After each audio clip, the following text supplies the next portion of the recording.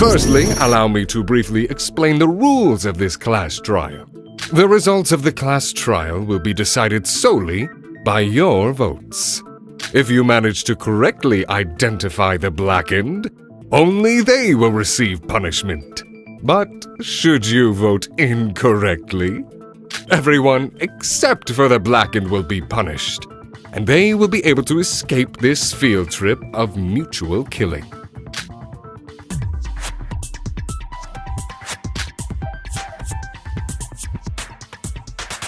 Well, first and foremost... Wait a minute, Monocro. There's something I'd like to ask first.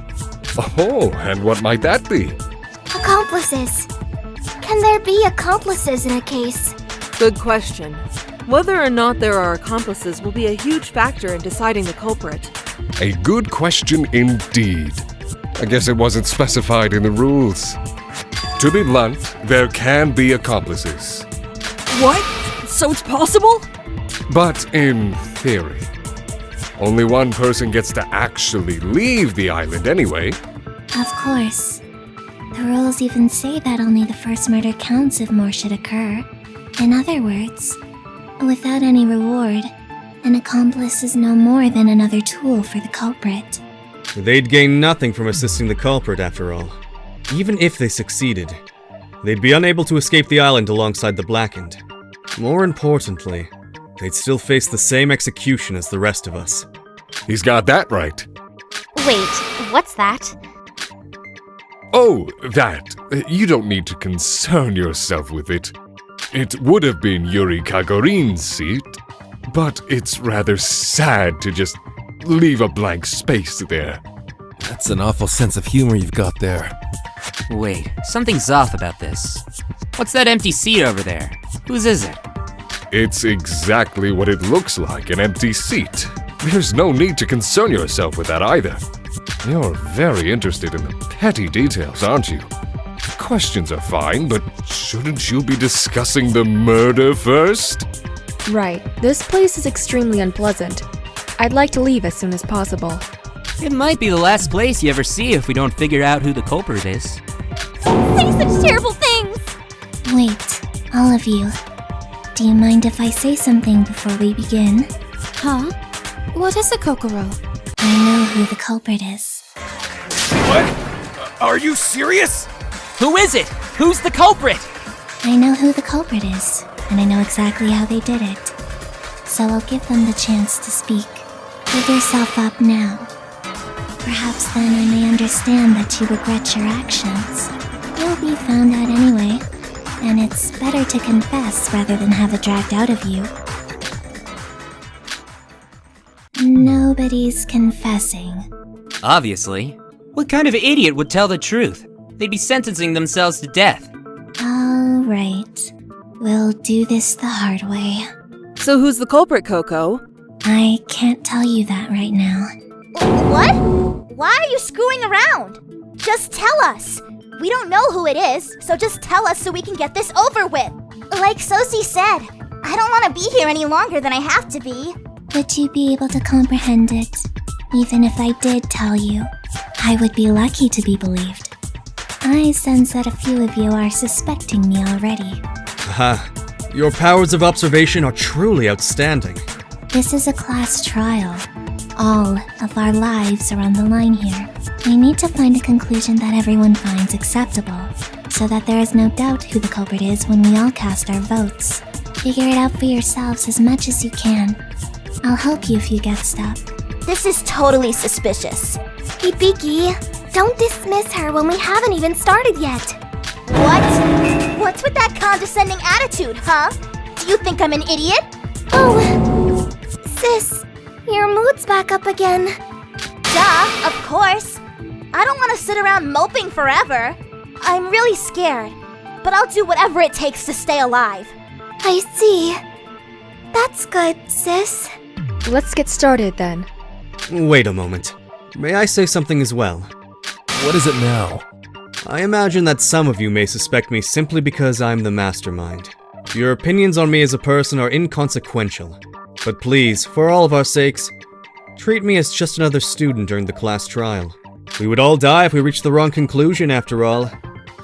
I don't want to die either, you know? That's exactly what the real culprit would say! Oh, come now. This is a prime example of what you should not do. Shinji, I'm sorry, but he's right. If Mikado wanted to act as the mastermind, he had plenty of opportunities to do so before. Everyone here is a suspect, including Mikado and I. The purpose of this discussion is to narrow down that list. I see. I understand. I'll try my best! So, can we start now? Where should we begin? If you're confused, try starting with what we know happened in this case. Do your best. My life's on the line too.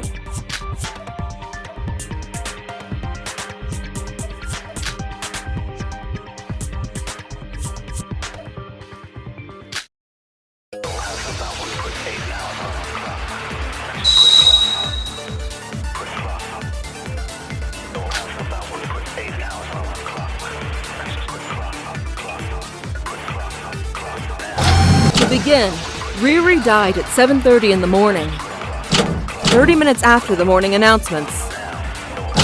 Is it true that Sora and Yuki were together at the scene of the crime? Yes, Yuri contacted me. After I woke up this morning. When I saw the message asking for help, I immediately ran to the bell tower. I saw Yuri hanging from a rope, badly injured. And before I could do anything, he was dragged up. His corpse fell to the ground moments later. There were so many cuts on Yuri's body. Could the murder weapon be a sharp object? No, that's wrong!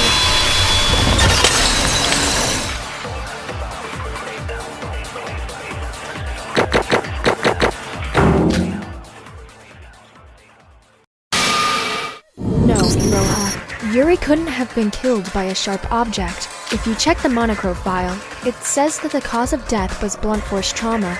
In other words, Yuri's death was likely caused by his fall. Oh, I see. There were so many cuts on his body that I overlooked that. Then what are those cuts from?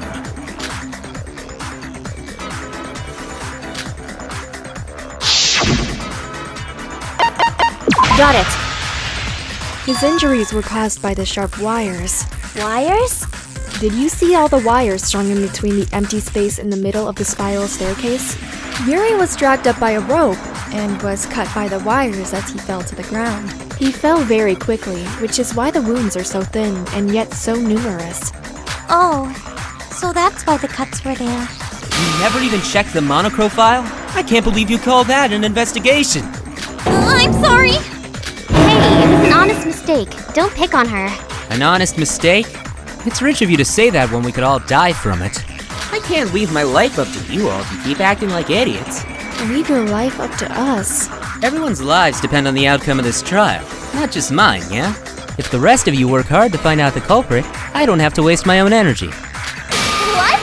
You're basically saying that you're going to leech off of us? I will intervene if I have to, but I'm not a fan of inefficiency.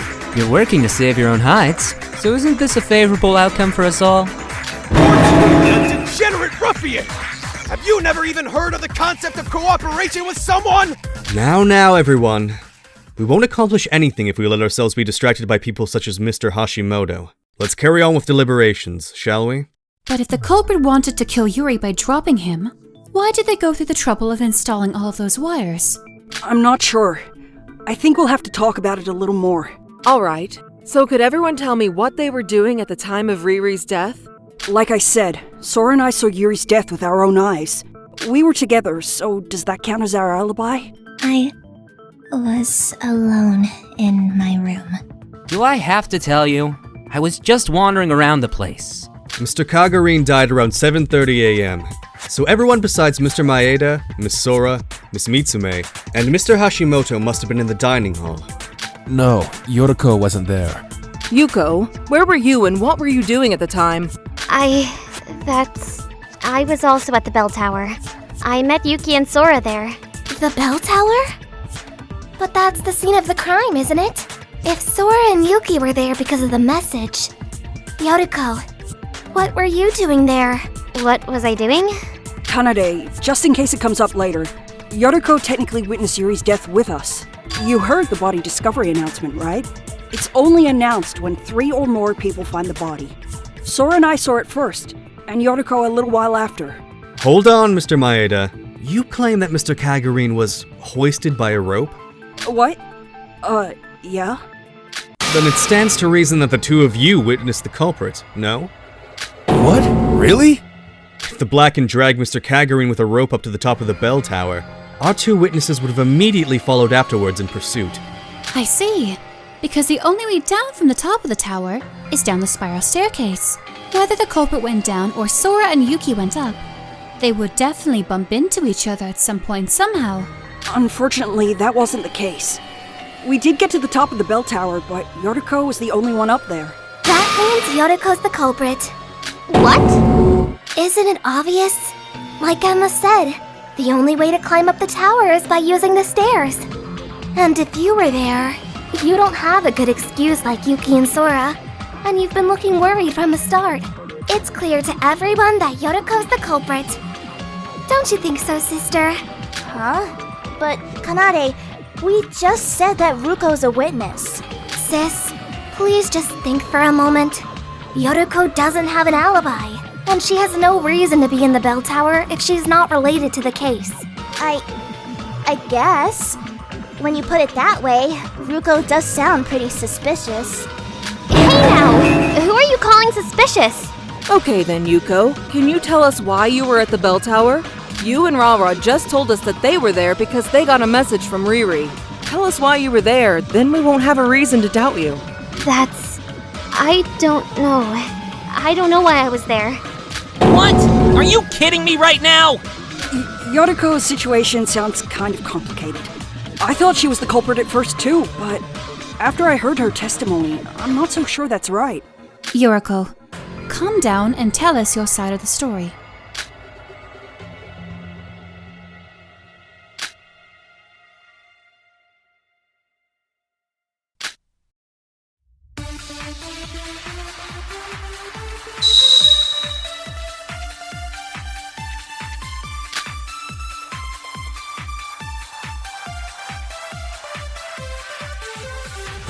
I went outside as soon as the Monocruise's door opened, so I could start my morning investigation before breakfast began. Then someone attacked me from behind, and I lost consciousness.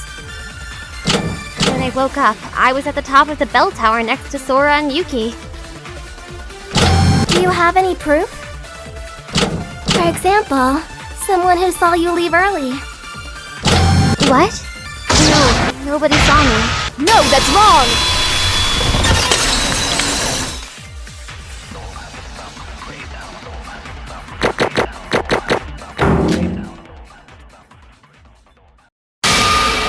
Actually, there was someone who saw Yoriko leave early this morning.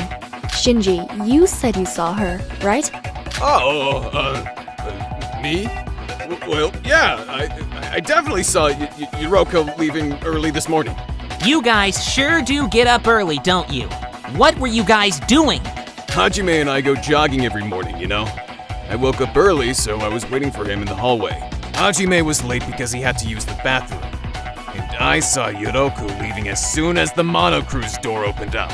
It's like I said, I'm not lying. However, while we've proven that you left the ship early, can we really be certain that it was for the sake of investigation?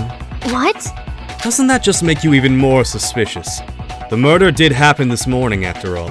And the culprit who killed Mr. Kagurine definitely wasn't in the Monocruise this morning. That's true, but... So, does that mean Yoriko really is the culprit?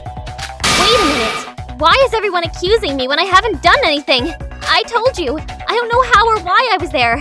I lost consciousness right after I left. Assuming what Yoriko says is the truth, the culprit attacked her and moved her to the bell tower to pin the blame on her? But then there's no explanation for how Yuri was pulled to the top. Maybe the culprit was hiding somewhere at the top of the tower? No. We looked around for a bit, but it's an exposed area with almost no furniture around. It would be very difficult for someone to hide themselves up there. If Yoriko can't explain herself, we have no choice but to assume she's the culprit. Yeah. Wait, that's not true. I'm not. Don't jump to conclusions. Yoriko isn't lying. Coco, Listen to her voice. She's telling the truth. I know you're a psychologist, Koro, but how can you be so sure? The method you're using to deduce Yoruko's alleged culpability is far too short-sighted. Look at the bigger picture instead of focusing solely on her, such as why Yuri was killed, perhaps. Why was Yuri killed? Speaking of which, didn't Yuri lock himself in his room after telling the girls to kill him? It'd be awfully difficult to drag that guy out of his room. Hardly. If he was serious, a girl would only need to knock, and Yuri would open his door. Are you saying that the culprit is a girl? So, doesn't it all point to Ruko anyway? I'm telling you, it's not me! Wait, everyone. If the culprit were a man, wouldn't that make the crime that much more ingenious? The obvious answer would be that the culprit is a woman, but if it was a man, they would be able to exclude themselves from the list of suspects for that reason. But Yuri's the kind of guy who hates even being spoken to by another guy. As long as Yuri had locked himself in his room, a man would have never been able to lure him out.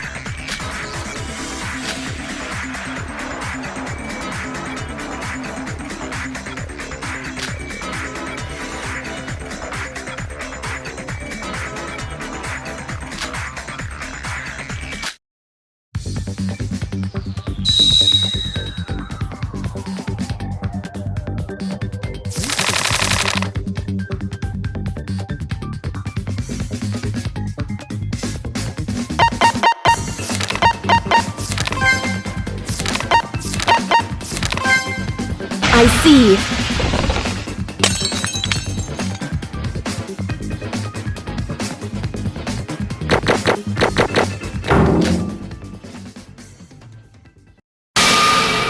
The party last night.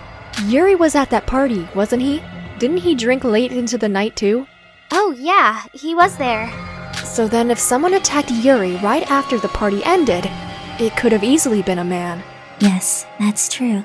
You're taking that into account now? Quick-witted bunch, aren't you? You asshole! You're not even participating in the discussion! What? Do you want me to help? That'll be a million crows. I'll figure this all out for you then. Shut up, you Scrooge! If Sora's right, a man really could have attacked Yuri. But that's no reason to rule out a girl as a culprit. Of course.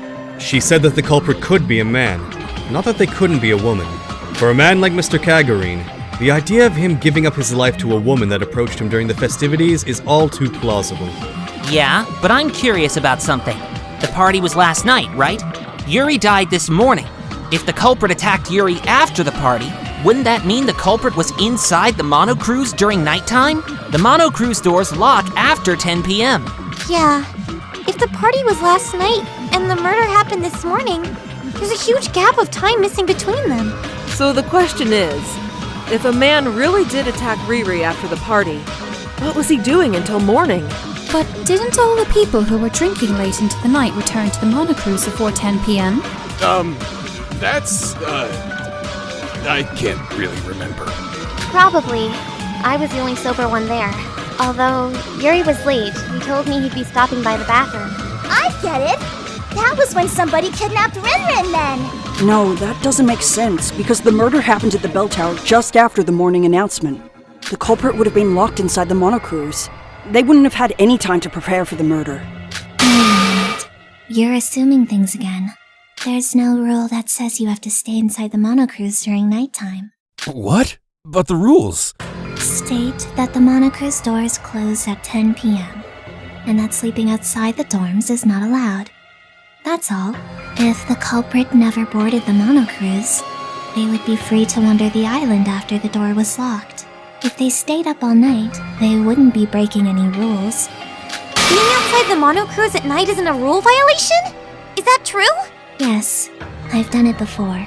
I wondered what would happen if I slept during the day and stayed out all night outside. And nothing happened. The doors opened in the morning, and I was able to board the monocruise as usual. But didn't Monocro say that monsters would be wandering the island at night? You still could have been injured, Coco. I was fine.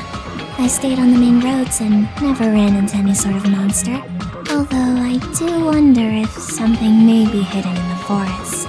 If Kokoro is telling the truth, It's possible that Yuri never re-entered the Monocruise last night. According to Yoriko, he did return, just much later than everyone else. But isn't it possible that he was attacked and then placed in the bell tower until this morning?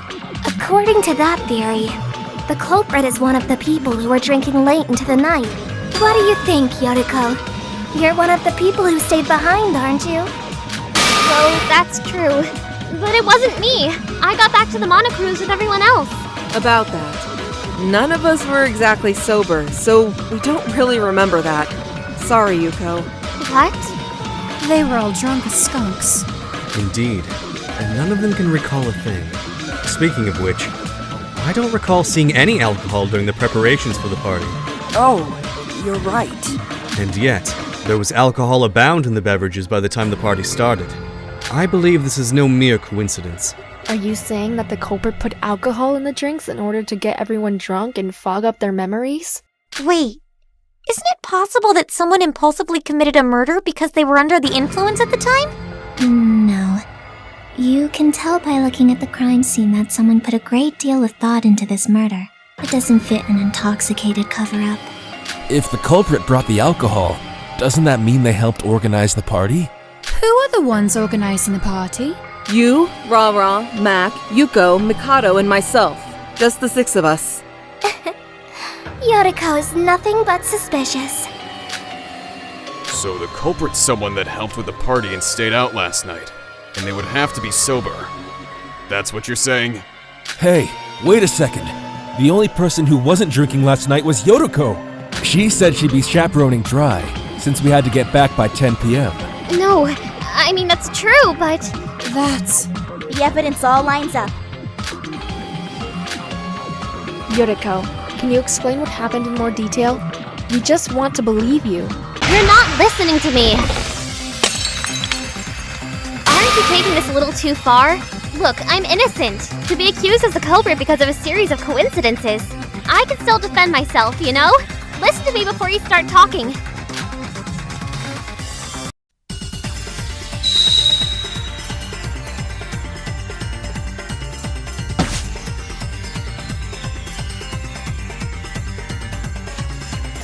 I know I have to accede to your unjust accusations, but if I'm really the culprit, do you really think that I'd go about it this way?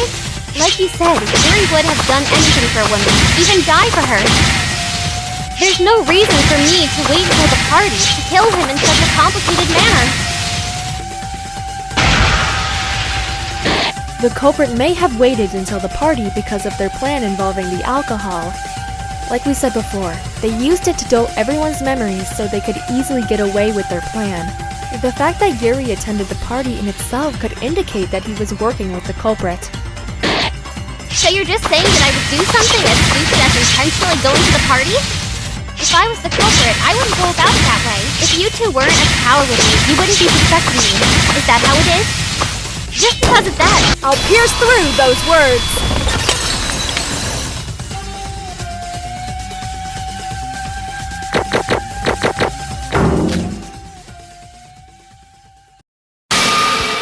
It's not just that, Yoriko. Shobai told me that he saw you going to the bell tower this morning. What? He also said you were holding a long rope in your hand. A rope? The same rope that Rinrin was tied up with? Shobai, you were telling the truth, right? Huh? I was. At the time, I didn't know that woman would be so important to the case. I was wondering what she was planning to do with something like that. Now that I think about it, that was a really important piece of evidence.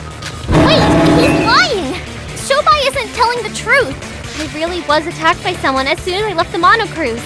He's trying to slander me. He's the culprit. Even if you say that, Yeah, all the evidence is stacked against you. it's almost undeniable. Or maybe you're just an idiot, Yoriko. What? Why are you all accusing me? Why me? Mr. Hashimoto's testimony is the most damning thing here. How do you plan to defend yourself against that? Yuko, are you really the culprit? Wait, Shobai really is lying. What? Sora, did Shobai mention when he saw Yoriko leave? That's... Yoriko left right after the morning announcement, so wouldn't that be around 7 a.m.? I was on the second floor of the library at the time, and I saw Shobai climbing the stairs from the second to the third floor. Shobai, even if you did see Yoruko leave, unless you knew her destination beforehand, you'd have trouble figuring out she was headed for the bell tower. And didn't you say you saw Yoroku holding a rope? Shobai, were you lying to me? Ha! So you caught me out. Sorry about that, but I wanted to test you all. Test us? Like I said, if you clear the class trial for me, I'm good. I was testing whether you could really do it without my interference. What? You gotta be joking! Just a little bit of perjury, really. I didn't think the psychologist would realize. Well, whatever. I'm counting this as a win. Asshole! What the hell are you doing? Settle down, Mr. Kasai. Violence is against the school rules. Calm down, Shin. You can beat him up after we get out of here. That proves my innocence, right? Shobai's the one who lied. He's even more suspicious than I am. I don't know. His testimony might be false, but you're still the most likely suspect. But we're being cruel to Yoriko, aren't we? We should talk about this some more. No, Ruko's definitely the killer. I don't want to suspect my friends. I want to believe everyone instead. Well, this is rather complicated, isn't it? We seem to be split right down the middle. If that's the case, let's decide with a proper debate. Please remain calm as your seats are rearranged.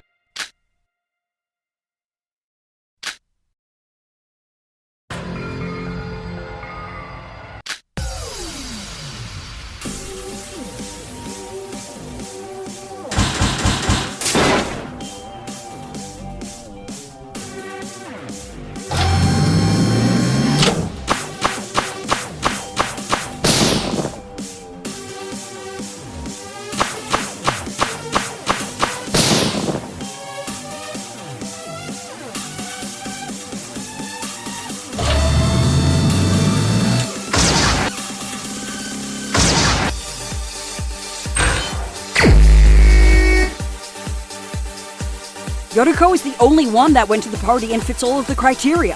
This one's mine. We still need to figure out if the party is even relevant to the case. Knowing Yuri, the killer has to be a woman. Emma! We've already established that the murder could have been committed by either a man or a woman. Ruko's the only one with a super suspicious alibi. Yoriko! Kokoro and Shobai don't even have alibis. Why are you accusing me?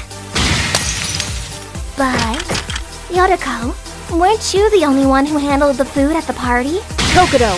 False. Yoriko was not the only one who handled the food at the party.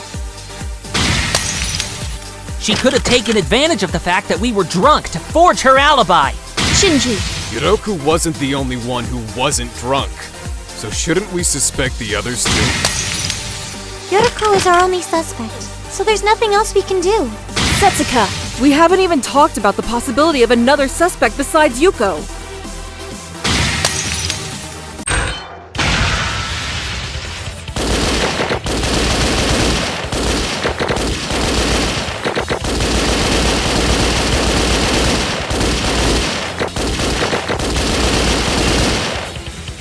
This is our answer!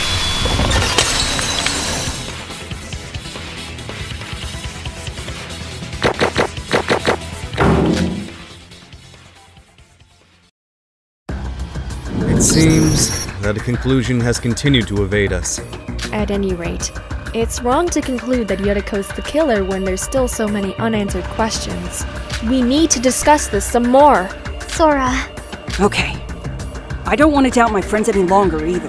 Let's drop the subject of the culprit and discuss some other things first. Wait, so we're back to square one? Good thinking. Unlike a regular trial, a single misstep will result in tragedy. We need to keep discussing this until we reach a decisive conclusion. I mean, Kokoro, don't you know who the culprit is? Can't you just tell us so we can call it a day? You all currently believe Yoriko is the culprit. Would you even be able to accept it if I named someone else? So you don't believe Miss Kabuya is the culprit? Alright, so instead of who they are, let's talk about how the culprit did it. How they did it? We're not sure whether the culprit attacked Riri this morning or after the party. Did you forget what the culprit did before they killed Riri?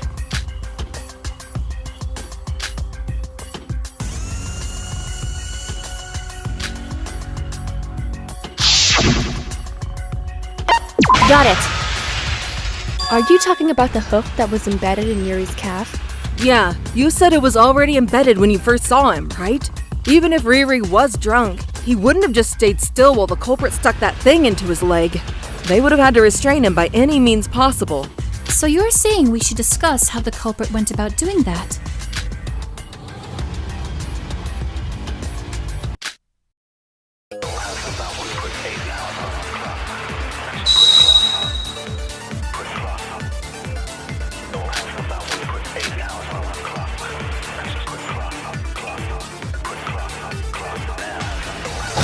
We might have all been plastered, but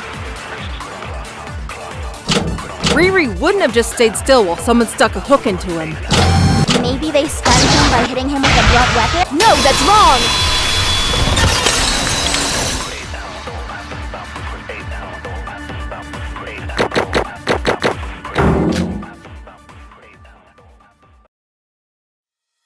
I have evidence that the culprit didn't use such a straightforward method, Hibiki. We found traces of an anesthetic solution on the floor of the bell tower. Anesthetic solution? Kanade told me that it's similar to the kind used in the operating room during major surgeries. Yes, you can get some from the infirmary. Its presence at the bell tower leaves no doubt that the culprit used the anesthetic to subdue Mr. Kagurine. Wait, do you think that's the same thing the culprit used when they attacked me? Maybe, but that's besides the point, Yotoko, so be quiet. Fine. And there's one more thing I know about the anesthetic.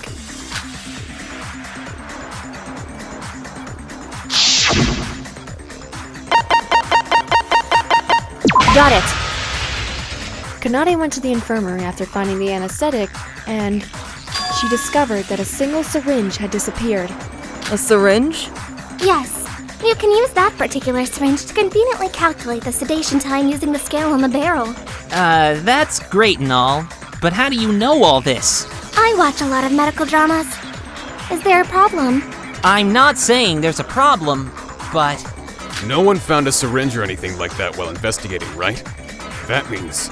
The culprit still has the syringe with them. Should we frisk everyone here? I doubt they'd be idiotic enough to have it on their person. But we can be sure that they hid it somewhere. If they used a syringe with an anesthetic solution, they could subdue Yuri even if he wasn't drunk. There's one thing that's really bothering me. When Sora and I last saw Yuri, he seemed convinced a woman was trying to take his life, saying things like, "Not everyone gets to be killed by a cute classmate," and "Being born a man and achieving my dream." He said that as he was about to die? Eek! So if he said that, does that make the culprit a woman after all? The thing that's bothering me is that Yuri told all of us that he would cooperate with the female culprit, but they restrained him and waited until he was drunk. If the culprit was a female, that wouldn't be necessary. That's what I've been saying since the beginning.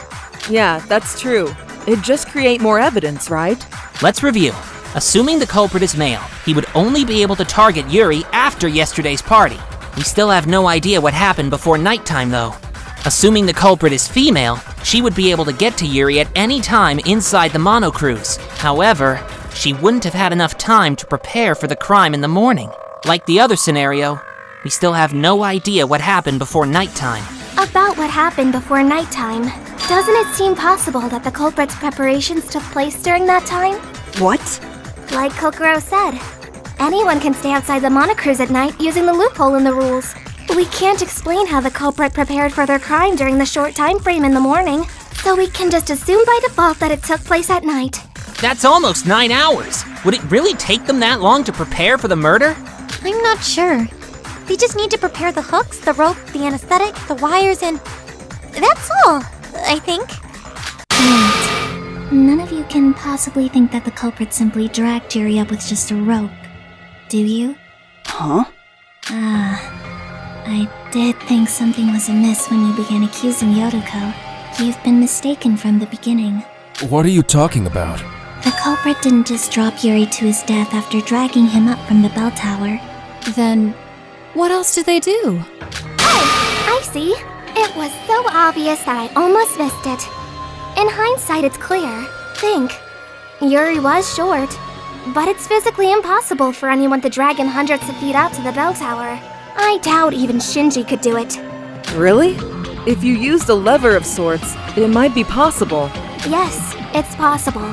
However, we were wrong in our initial assumption that the culprit was the one who pulled Yuri up. Our initial assumption was wrong? So what? What's the problem?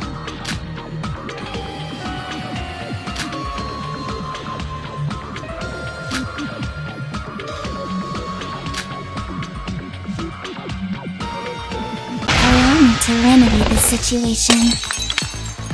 Kanare's explanation is correct. Think, Sora. You've seen the evidence too. I can remind you if you don't remember.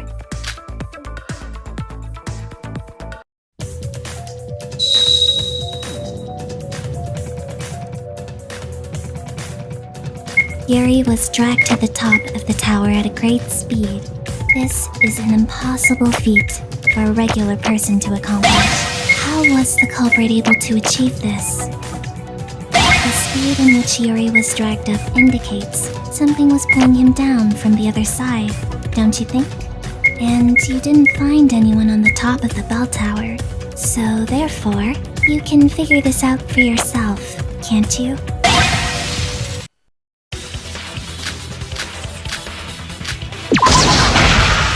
I agree with that.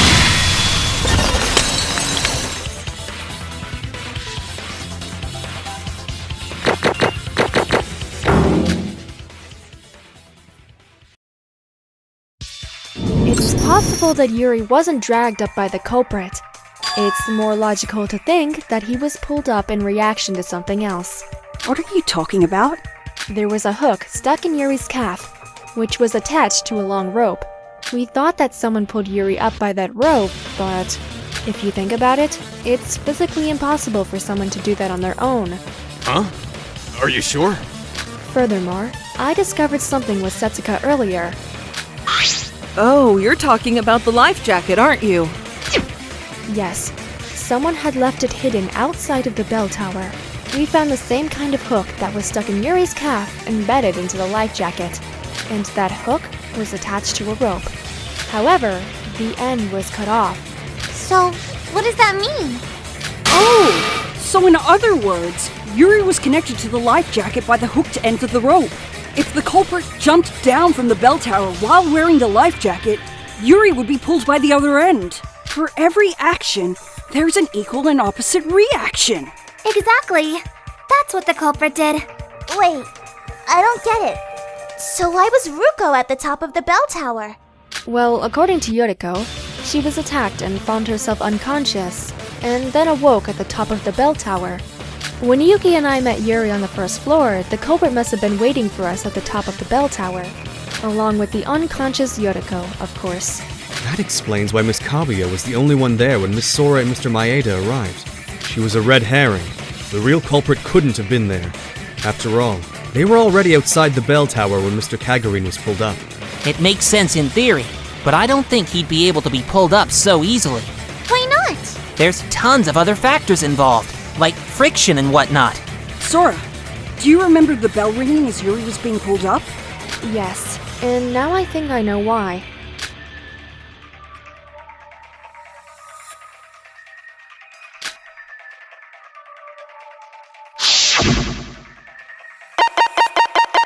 Got it! The culprit threaded the rope through the hanging bell and used it as a fulcrum. I can't draw that well, but I'll draw you a picture to illustrate.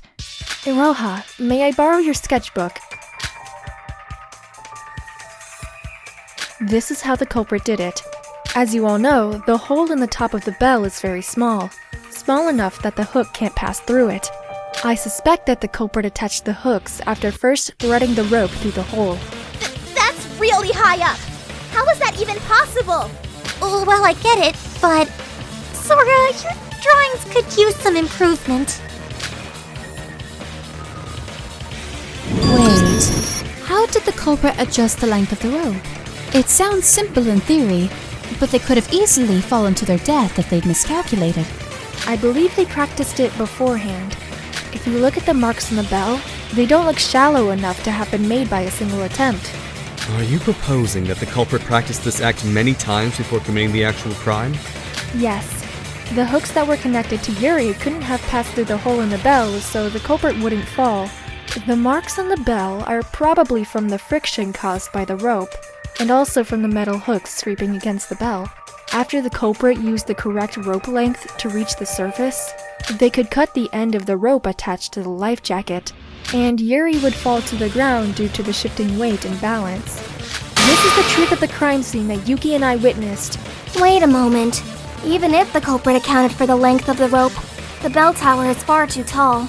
If they fell while hanging from just a life jacket with a hook, the force from the landing would dislocate their shoulders.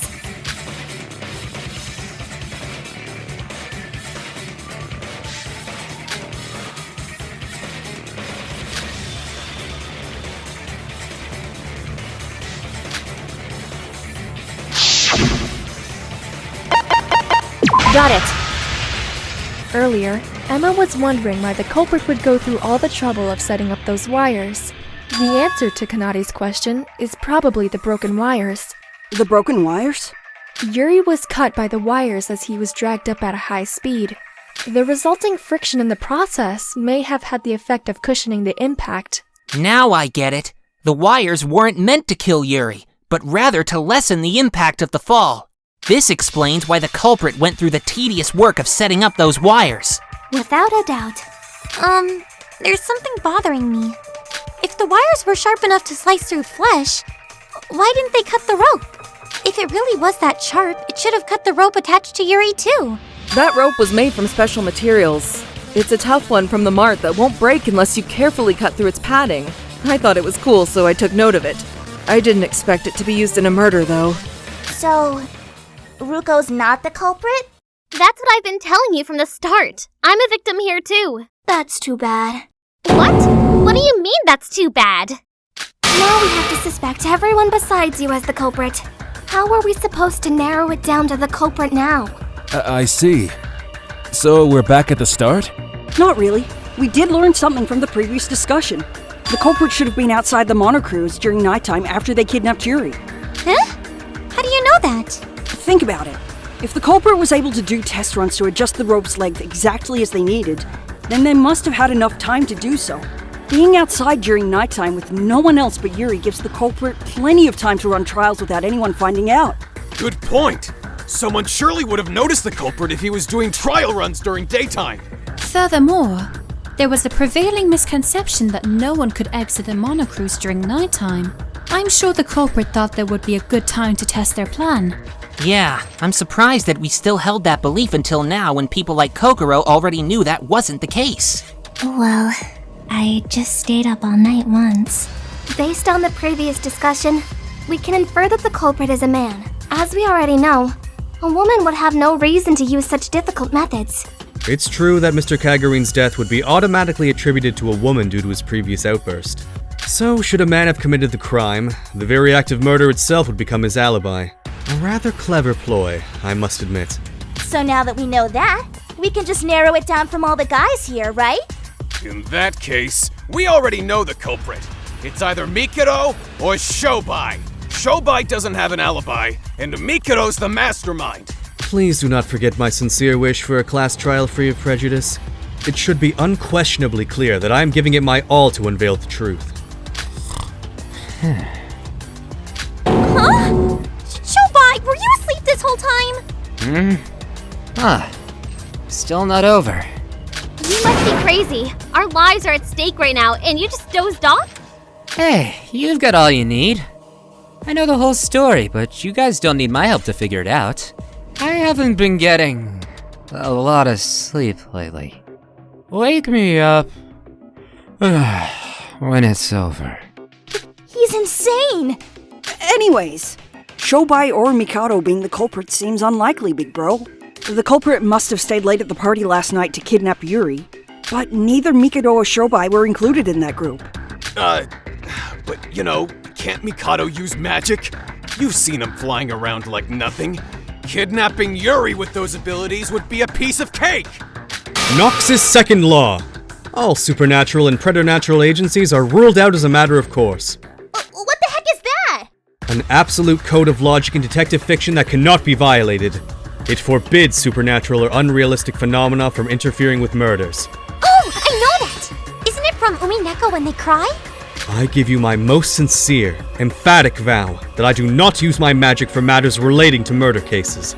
I'm not sure I get it, but how can you be so sure? Do you really think we'd ever believe the word of the mastermind? It seems I am left with little choice. Monaco, I humbly request that you add a new rule. Mikado Sanoji cannot use magic for any purpose relating to a murder case. Are you sure about that rule? Absolutely. I've already resolved to seal my magic, and its very existence seems to be a hindrance to the natural progression of this trial. I wish to use this opportunity to clarify my position within this killing game. Very well. The regulations will be updated once the trial is over. Mikado Sanoji cannot use magic for any purpose relating to a murder case. As a reminder, the penalty will be execution should you fail to comply. I understand completely. You have my deepest gratitude. So, Mikado can't be the culprit. Why are you trying to make this problem harder than it is?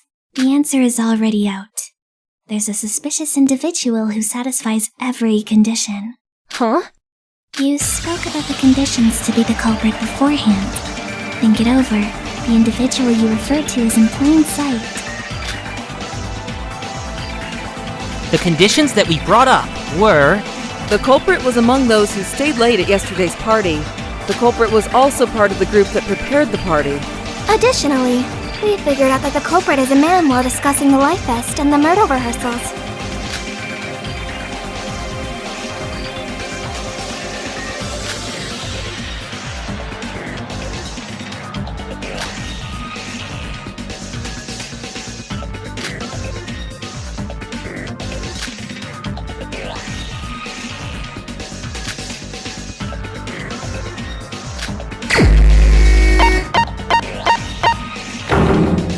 Only be you! Was it you? Hajime Makinochi.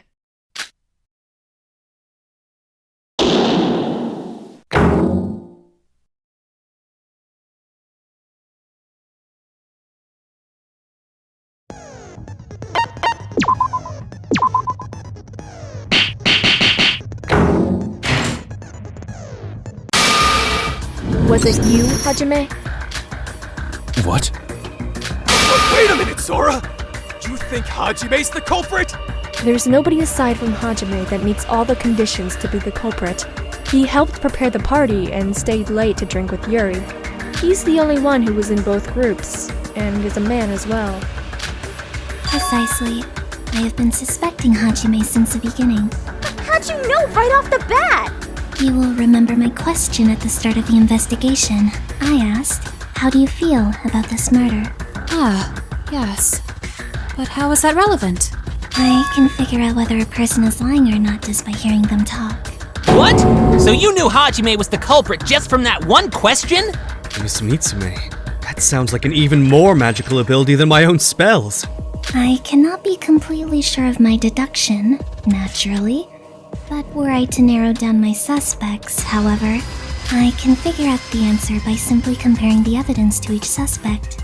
From that, my deduction is that the culprit is Hajime Makunochi. Then Yuri's murderer, the person that attacked me, it was all him? Hey, hold on a damn second! Why am I the culprit all of a sudden? Don't you remember? I may fit the bill, but that doesn't change the fact that I was drunk. The only person who wasn't drunk was Yoroko. Don't tell me you all forgot about that. Yeah, that's true, but... Yoroko was the only sober person at the party, and even she agrees I was drunk. How could I possibly have killed Yuri? You all said the culprit made serious preparations. Stuff like trial runs. Wouldn't that be impossible to do if you're drunk? Are you guys really accusing me as the culprit? Just because I fit your little conditions? Because if you are, I'm about to get really mad.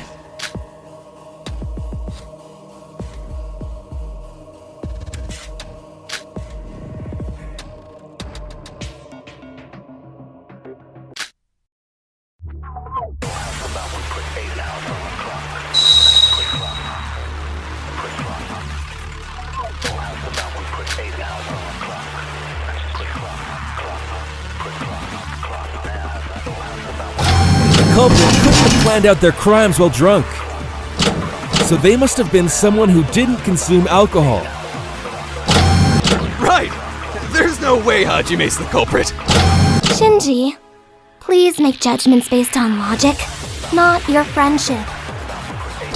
There's plenty of reasons why Hajime is suspicious. No matter how suspicious I am, I couldn't have done anything while I was drunk.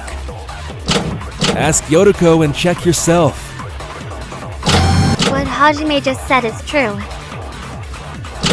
Including Hajime, everyone who stayed to enjoy the party. No, that's wrong!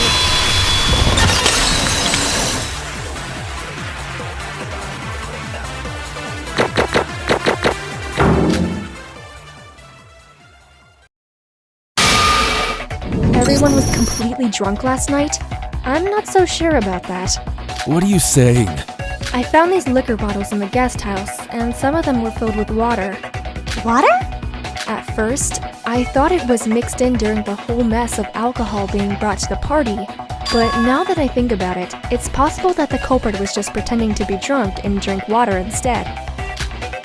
Wait a minute. I don't remember much because of my foggy memory. But are you saying that someone was just acting as if they were drunk? If Hajime was acting drunk during the party, he knew we would cross him off the suspect list. There's more to it than just that.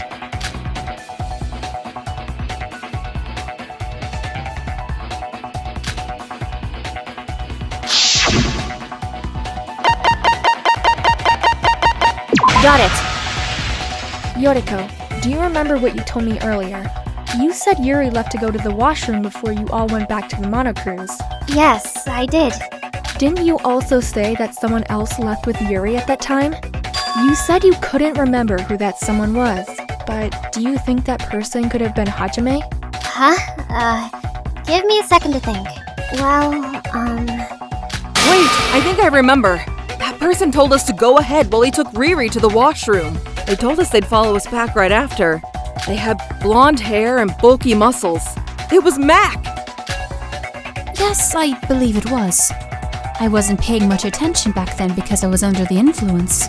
The thought that a murder would occur had hardly crossed my mind that night. You both remember? Jeez, why can't I remember? Even the drunk people remember what happened. Why couldn't you, Yotoko? Because your brain has more air bubbles than last night's booze? I can't take note of everything while I'm completely absorbed in taking care of drunk people. Why are you being so harsh with me? Because your bad memory frustrates me. Had you remembered, we could have pinned down the culprit much faster than we did. But thanks to the testimonies from the others, I think we've got the culprit set in stone. Yuri must have been completely drunk. He couldn't even walk on his own. In fact, wouldn't he nearly be out cold, considering the fact that he didn't refuse help from a man like Hajime? So Hajime lied about Yuri going to the washroom and left off with him, then never came back to the monocruise. Considering Hajime as the culprit allows everything we've talked about so far to make perfect sense. Hajime, did you really murder Yuri? I'll extinguish ya! Wait! Sora, please! Hajime's the culprit? That can't be right! Hajime has an alibi, please! Let me explain. I know fighting with words isn't my thing, but I'll have to do it to fight you, Sora. I have to do it for my friend.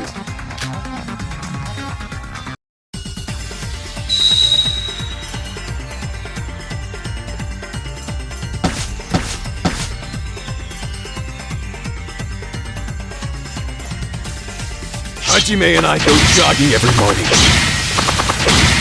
That's our routine right after waking up.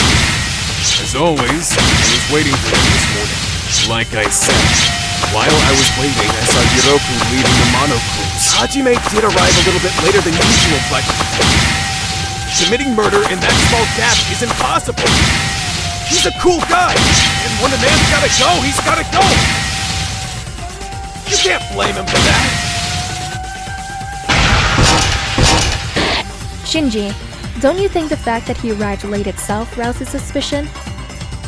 Hajime is pretty strict about time as far as I know. Even if what you said is true, Something about his actions are strange. Yes, they're certainly strange. But when the discovery announcement was made, Hajime was with us at the dining hall. Hajime committed the murder at the bell tower. He wouldn't have returned in time. I'll pierce through those words!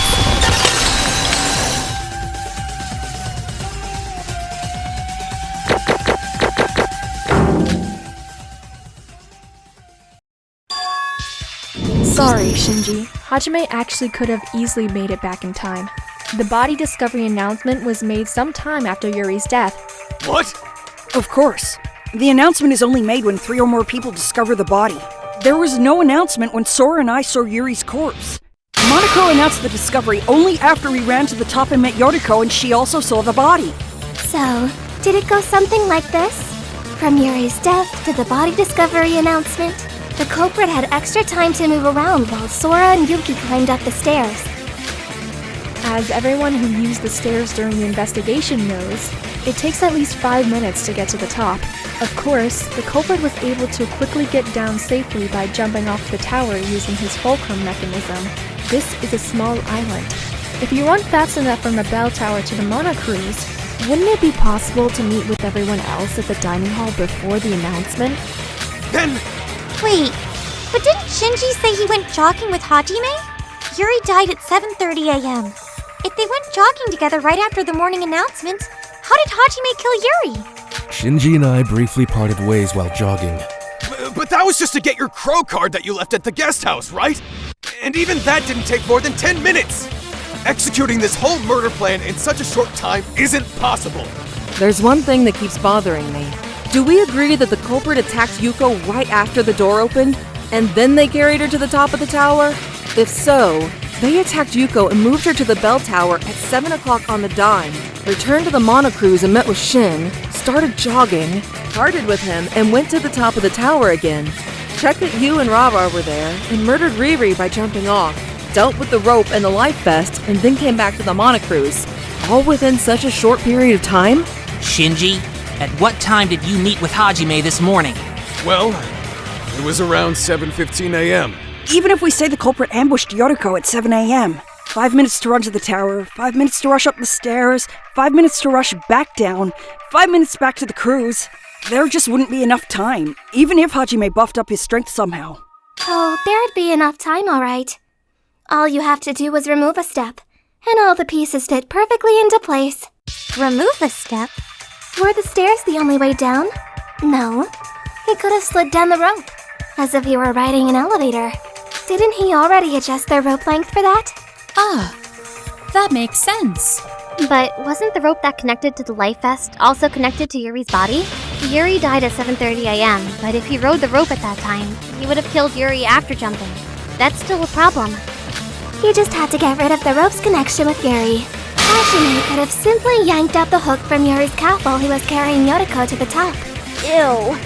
Not a lot of people wander outside in the morning, and Hajime would be the first person to enter the bell tower. Wouldn't everything be solved if we assume that he put it back into Yuri's leg?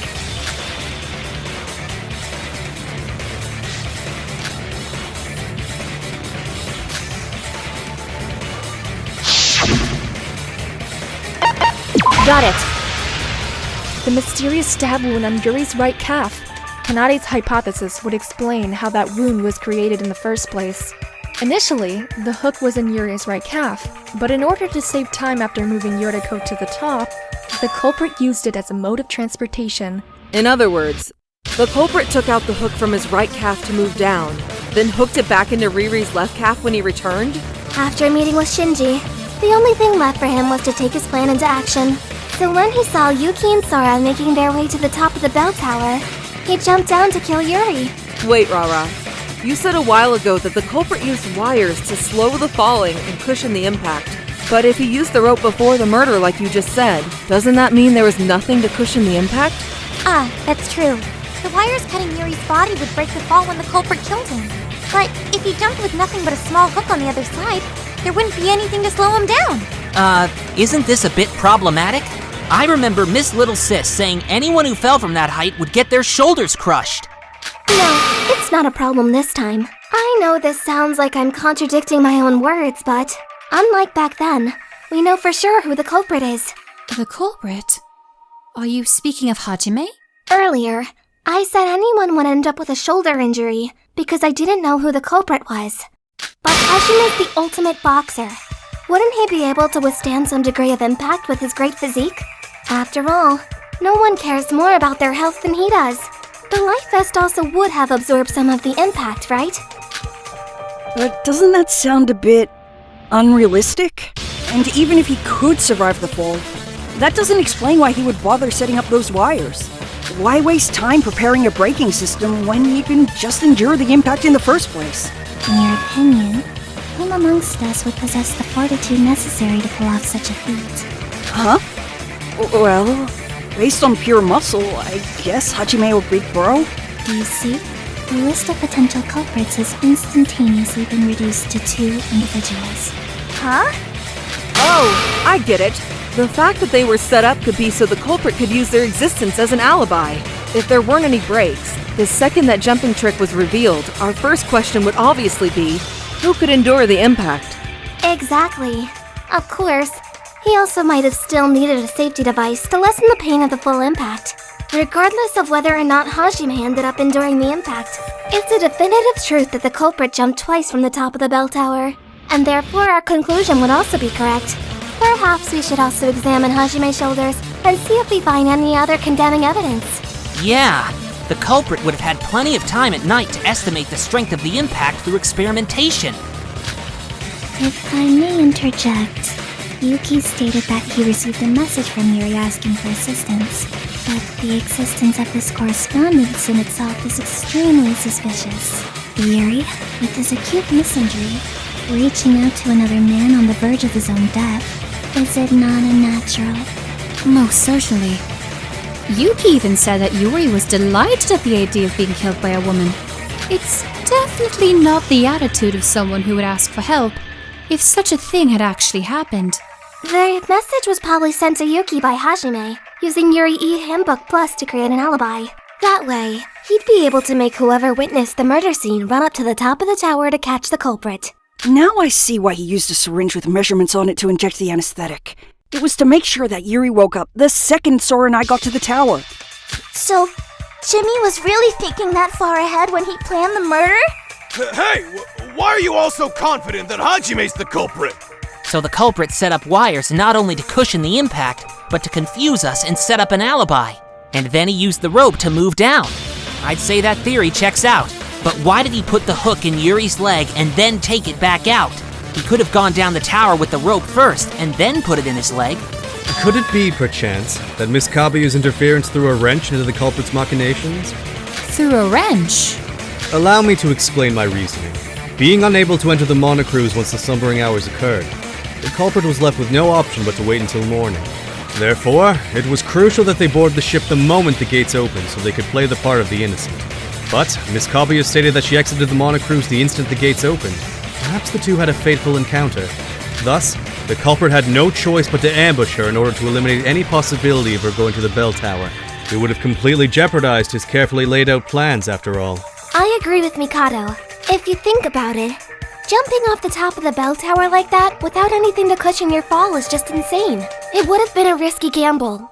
Even for Hajime, he wouldn't have done it unless he was forced to, due to some outside interference. But, why did Ruko even go out that early in the morning? It makes her super suspicious, you know? I told you already. I just wanted to get a head start on my investigation. With everyone's morale being boosted from the party, I felt motivated to really give it my all. But the murder made the whole thing pointless, of course. Well, I think we finally put all the pieces together. Is there anything we're missing, Hajime? Hey! Hajime, I still believe in you. Why are you just standing there? Tell them they're wrong! I admit, everything they've said seems to line up nicely. I'm not sure where to start. Maybe that's because you're guilty? That's enough! Don't you believe in your friends at all? You're all teaming up on me with weak, bullshit speculation. There's nothing else to say.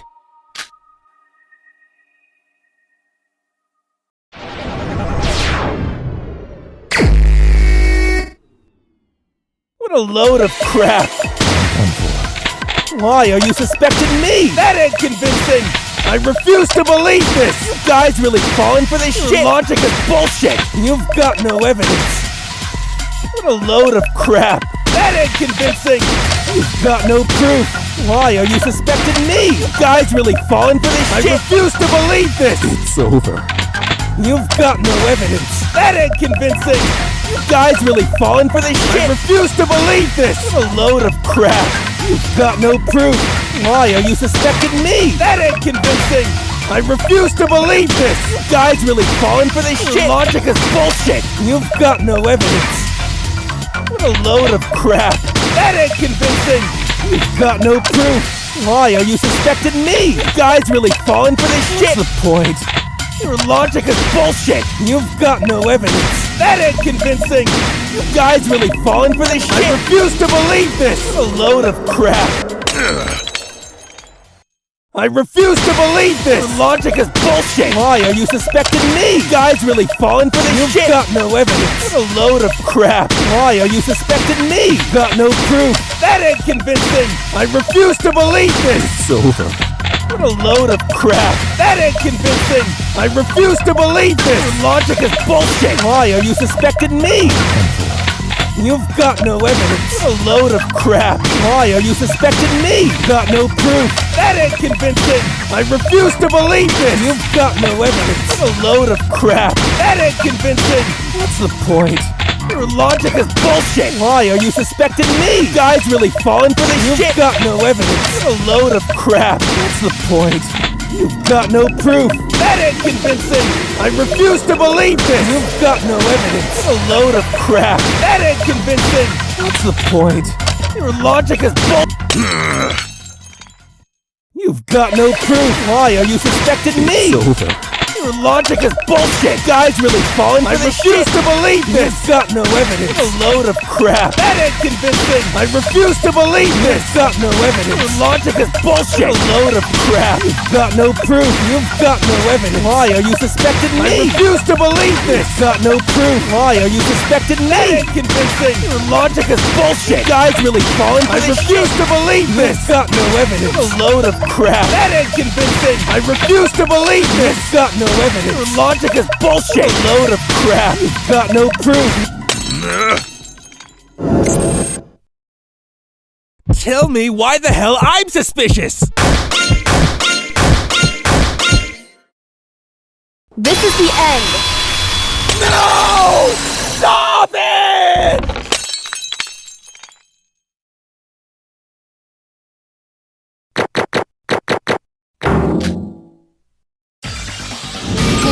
Hajime, are you really going to insist that you were drunk? You, Hajime Makunouchi, got completely drunk? That's not like you at all, Hajime. Nobody in our group cares more about their health than you, Hajime. I thought it was kind of strange that you were drinking at the party. You did say drinking a bit was good for your health, but you've made it sound like you drank way more than that. And I just can't see someone like you not being able to restrain themselves from drinking. There's a little thing called mood at a party, you know? I'm human just like the rest of you. Even I can cut loose and ignore my health for a bit. Ah, Mac. I just remembered. You were the one who invited Riri to the party, weren't you? Right. He suggested that we invite Yuri, saying he's not entirely a bad person. Even then, he hadn't forgotten to talk about the importance of health. Damn it! Hajime, what the hell were you thinking? I'm not the culprit. Fine, have it your way. Let's review this case from the start. Then you'll have no choice but to admit to your crimes.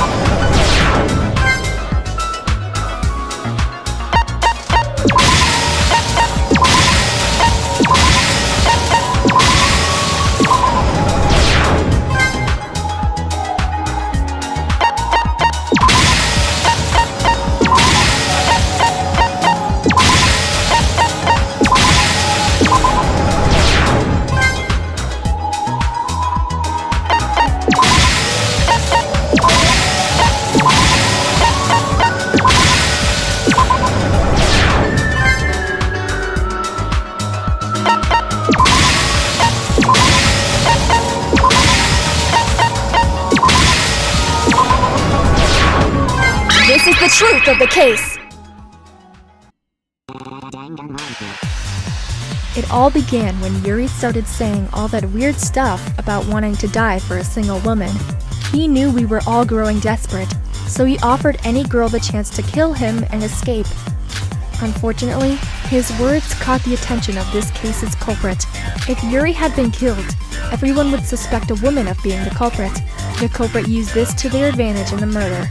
However, Yuri had locked himself away and only answered to women. Setsuka decided she wanted to host a surprise party to get everyone to cheer up. Our culprit saw this party as a critical part of their plan. After getting himself involved with the party setup, he was able to convince everyone to invite Yuri. While preparing the party, our culprit took the opportunity to swap some of the drinks with alcohol. This was to make sure people would get drunk. It wasn't long after the party started when Yuri, a man who was fond of alcohol, had become completely intoxicated. Both our culprit and the victim drank late into the night until they had to return to the monocruise.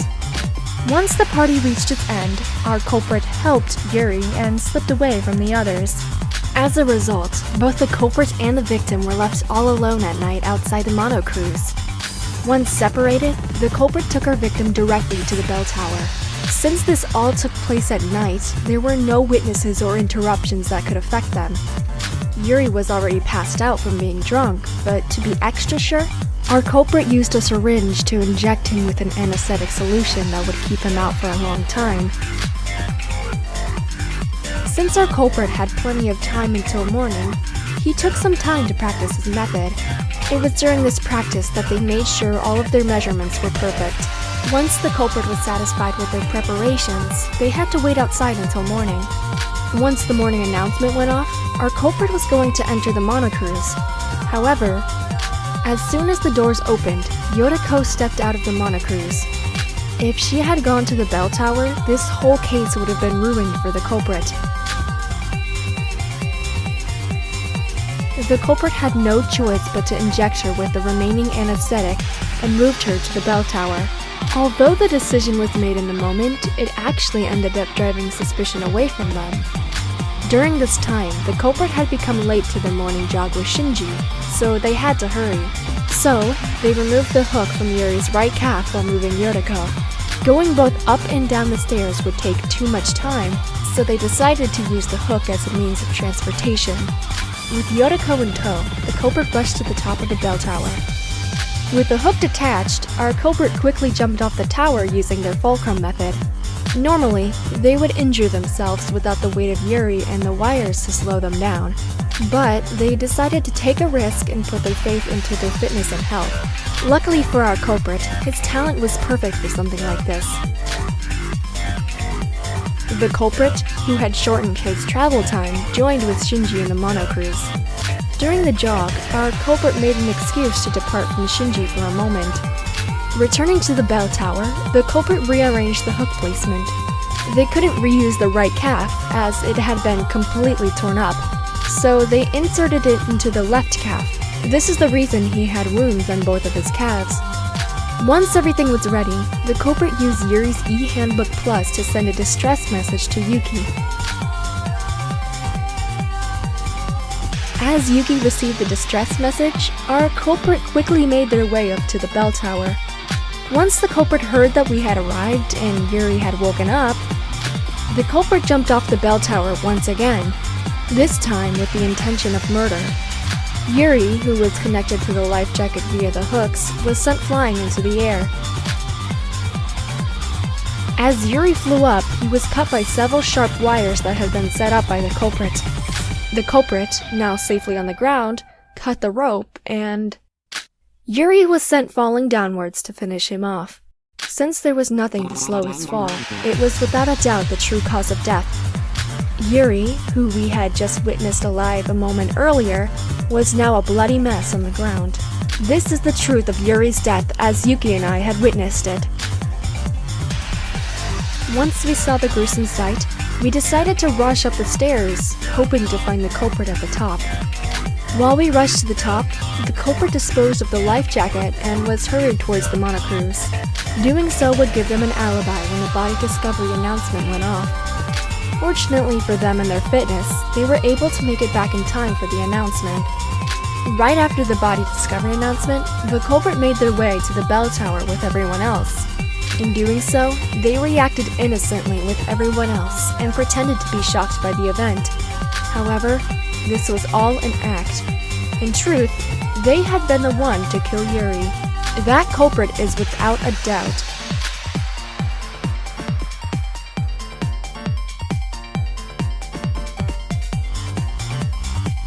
You, Hajime Makunochi, the ultimate boxer!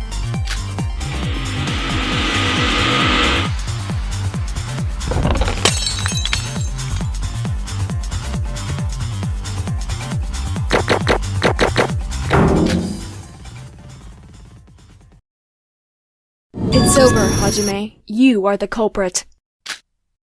Well, I guess I can't argue against that. Does that mean? It can't be helped. They got it all right. I'm sorry, Shinji, but I'm the culprit.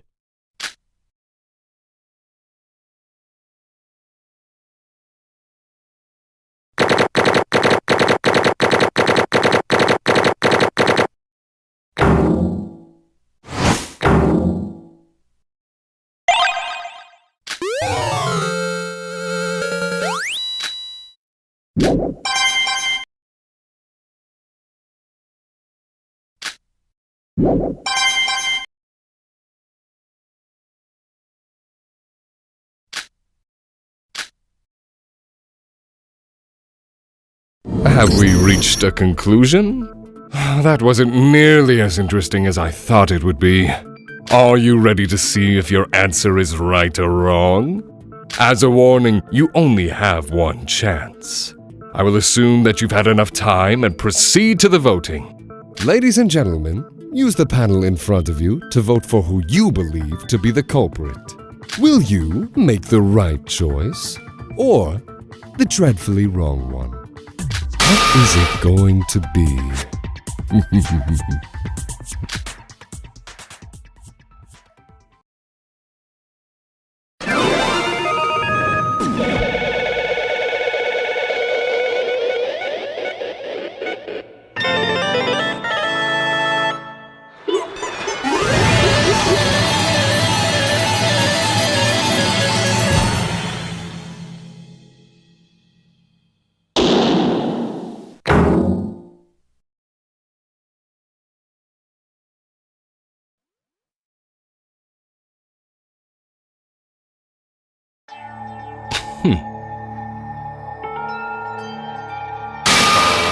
Congratulations!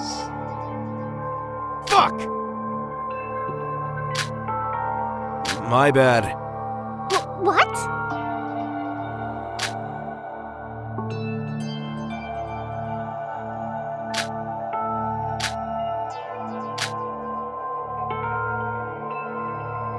That's...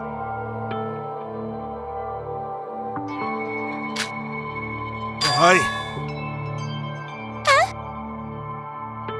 Yes.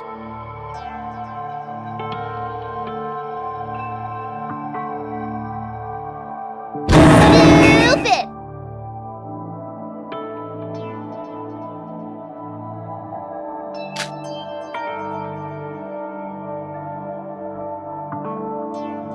But... Hey now.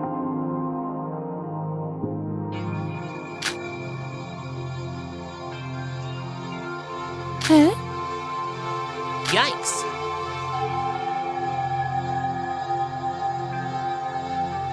Listen.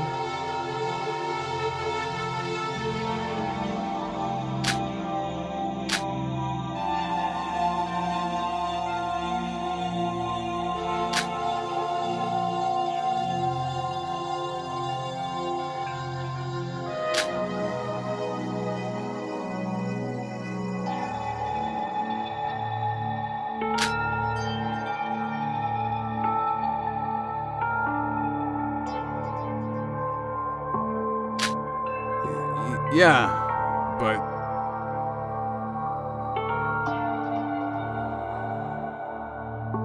That's why. That's...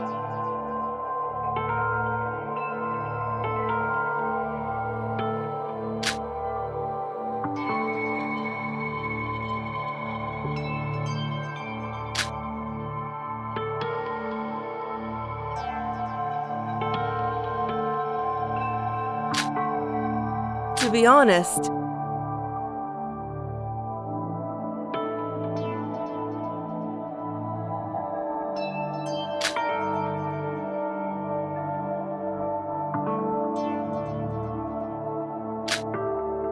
My bad.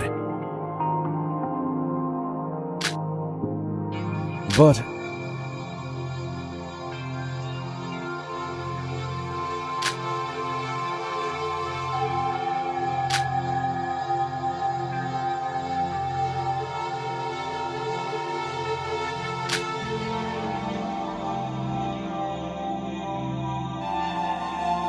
Hi.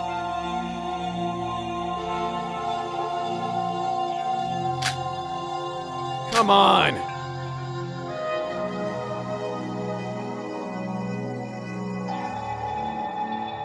Huh?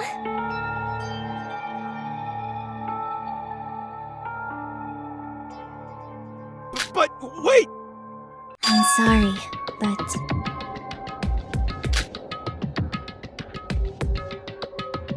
Huh? not true. What are you saying? It's clear to me now.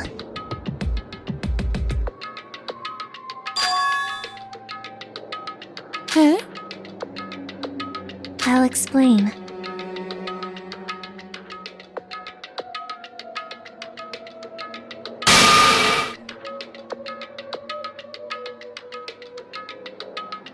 Are you for real? aside from that,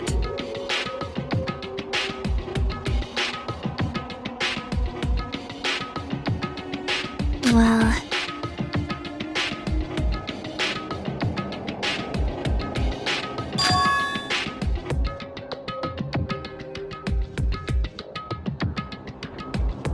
What are you saying?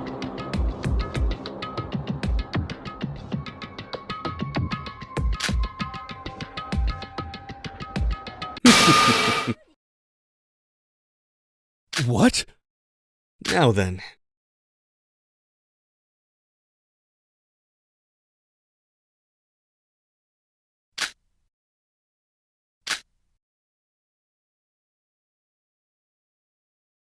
Better watch it!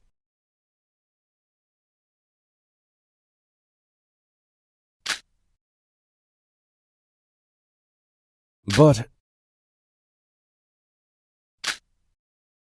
Good grief.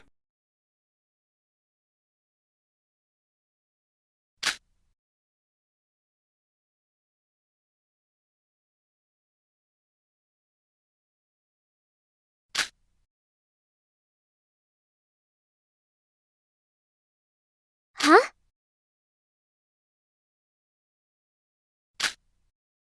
Ah, I see.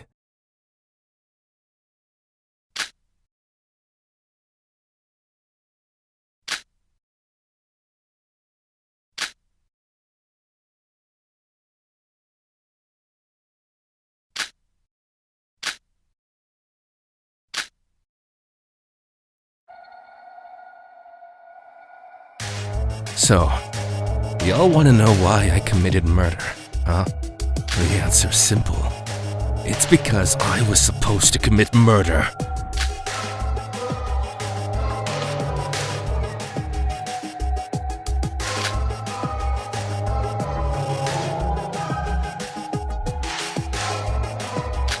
Whoa, what are you talking about, Hajime? You're acting really strange. What's so strange? You all wanted to know why I did it, right? And it's just as I said. It was my mission to murder. I don't understand what you're saying. And something doesn't look right about you now. Sorry for keeping quiet. But since it's already too late, and Mikado gave me permission, I'd like to say it out loud to y'all. I don't... Careful now.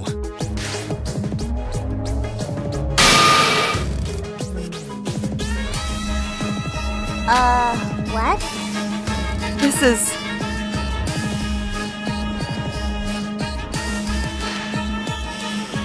But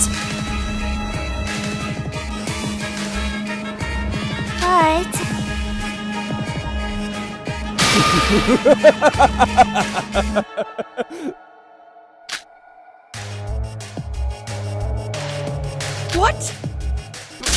Wait! wrong.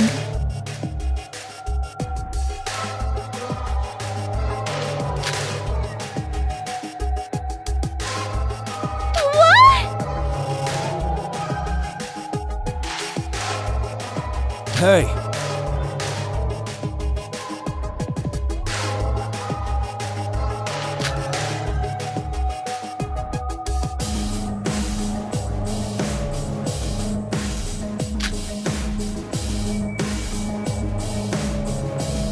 Yes.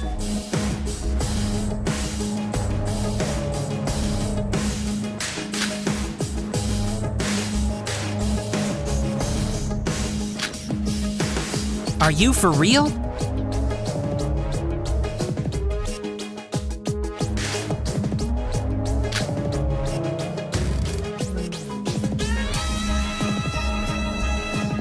You're hot stuff?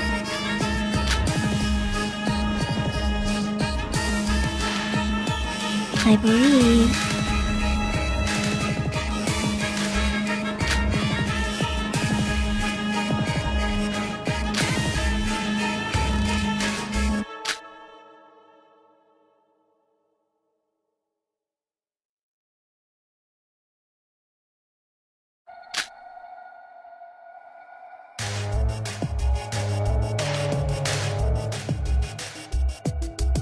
I'm impressed.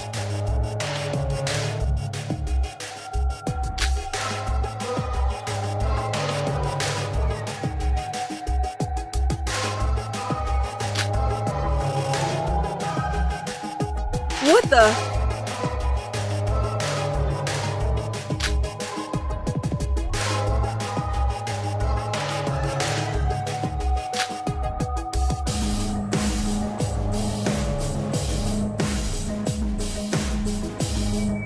You're kidding!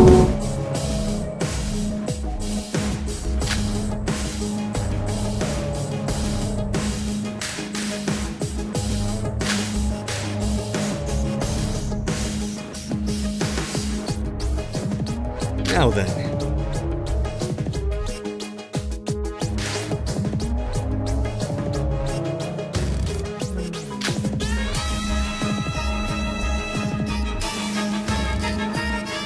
You see.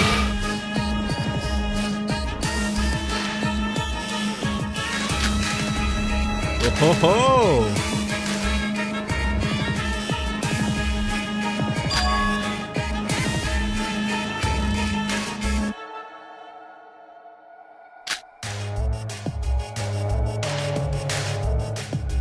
No way!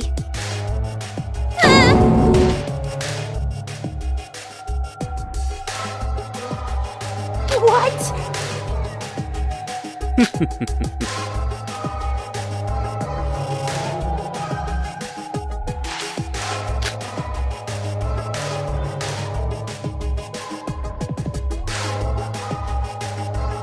Either way.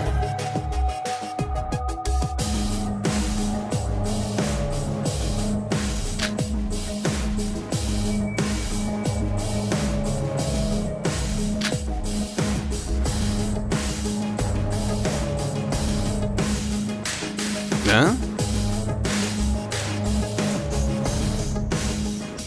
Hey.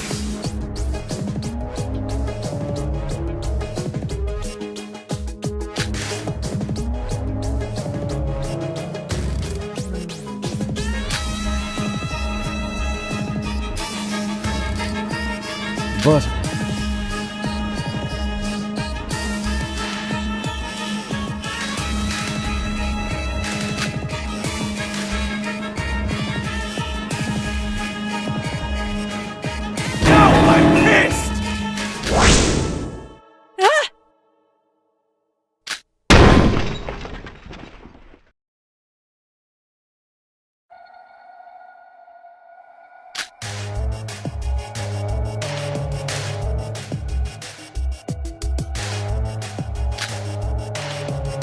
dumbass!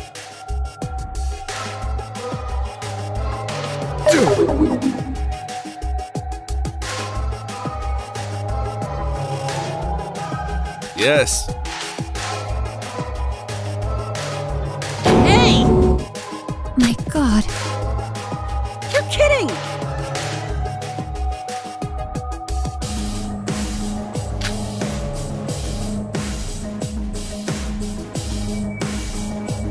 Unforgivable!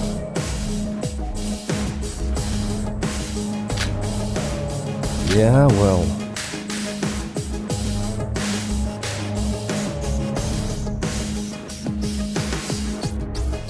But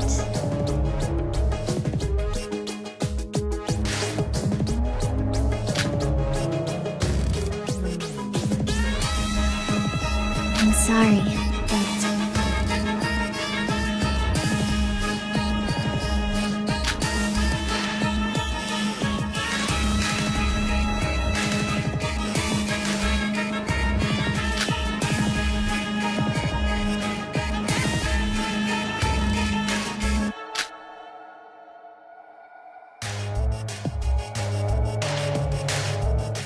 My bad.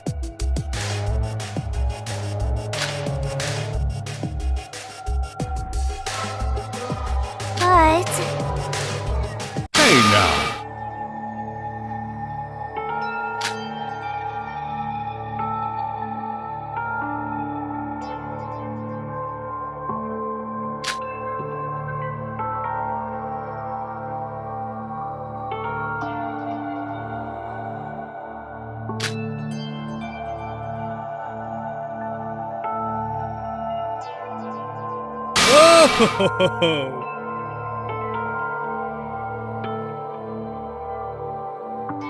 Very well.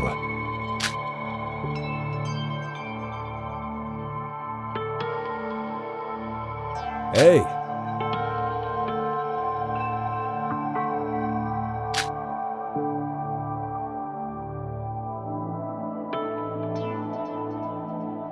Huh?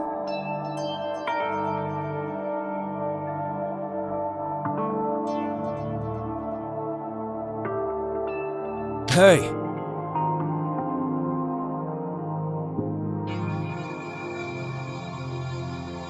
Good grief. What? But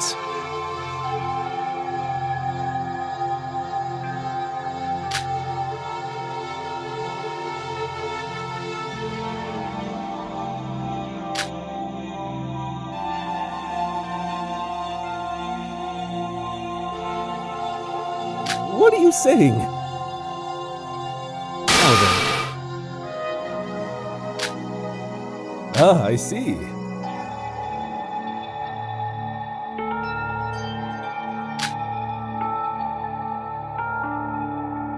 Farewell.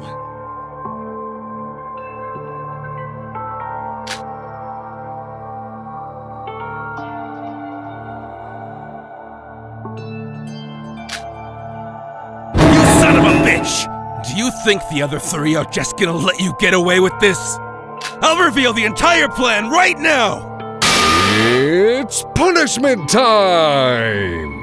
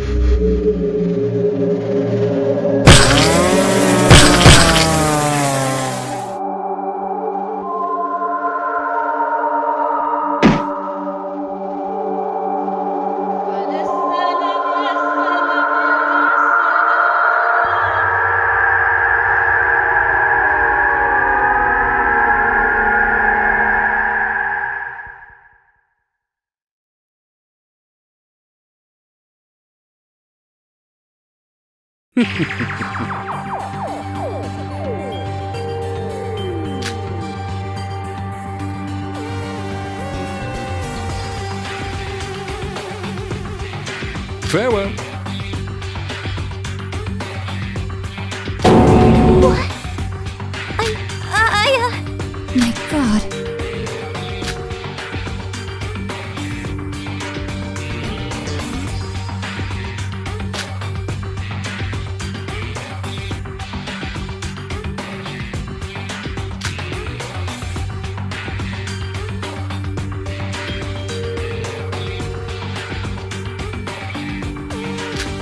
Hey, Huh?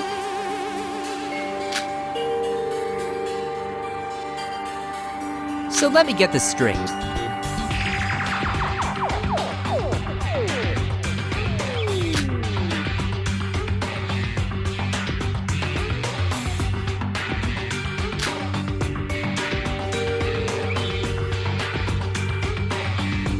Well done. Alright. So what?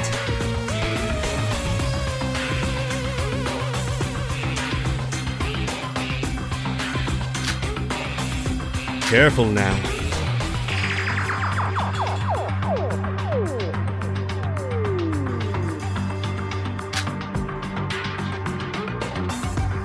Are you serious right now?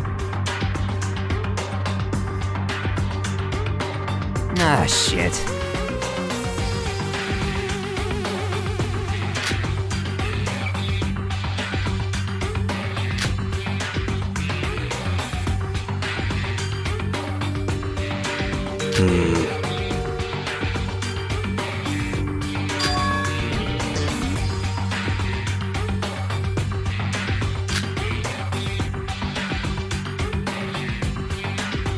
Now then.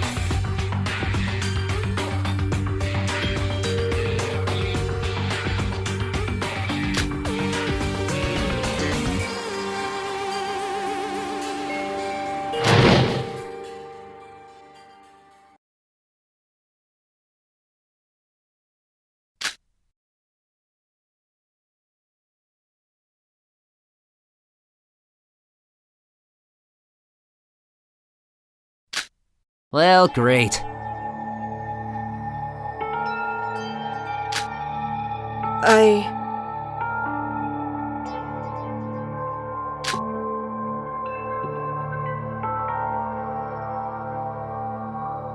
But...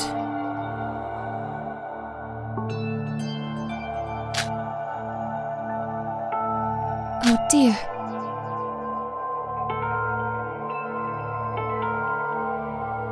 Hey. Not happening. What? No way!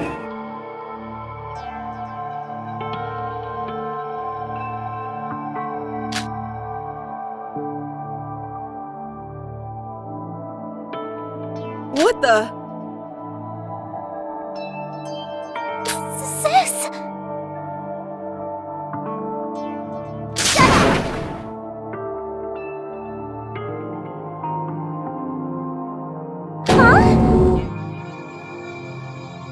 Hey, Hey!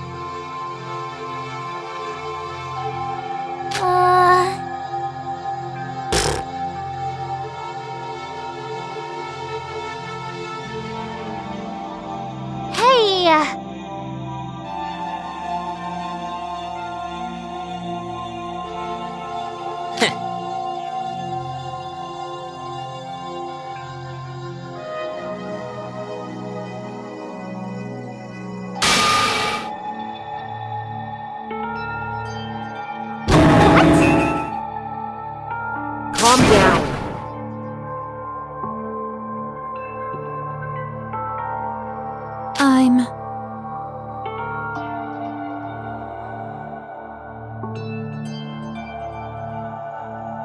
I'm sorry.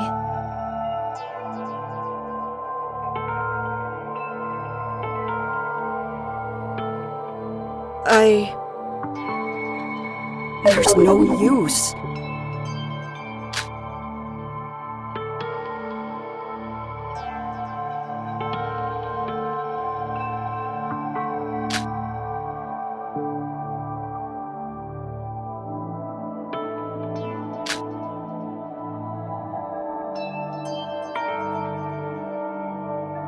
now!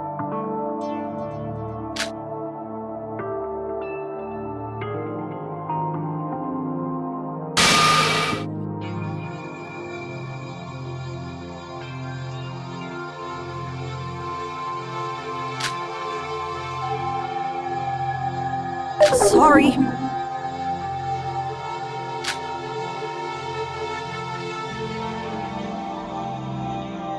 Shoot.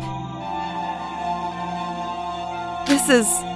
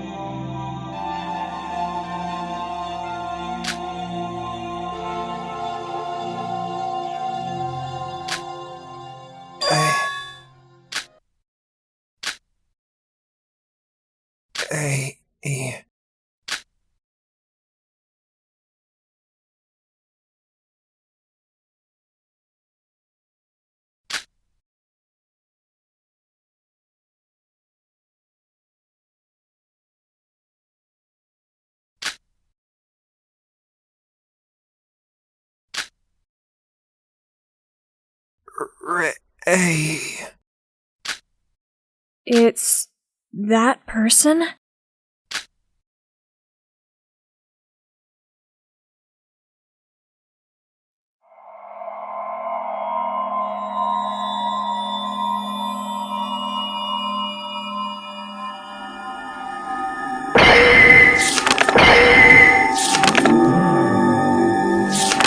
Danganronpa.